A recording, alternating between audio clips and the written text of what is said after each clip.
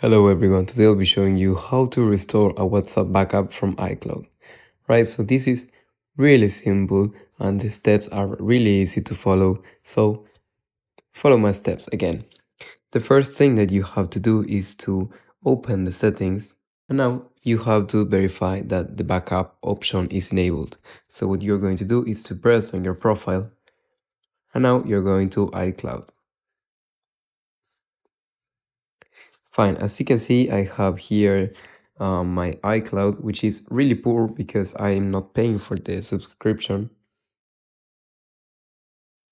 But what you can do is to press on Show All, and here you're going to scroll down until you see WhatsApp. You have to check that WhatsApp backup is enabled.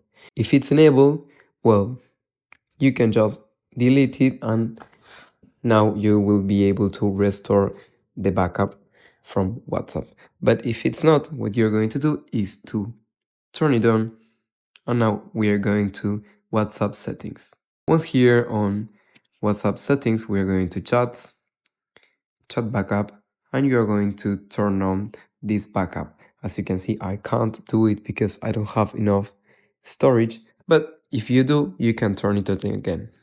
Now the only thing that you have to do is to delete WhatsApp, pressing it, and then you have to type WhatsApp again on the App Store.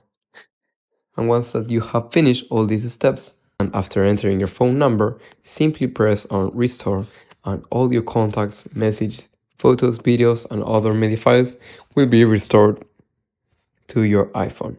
So if you have any question or any suggestion, please leave it in the comments below. We hope this tutorial has helped you. If you want to see more videos like this one, we invite you to subscribe to our channel.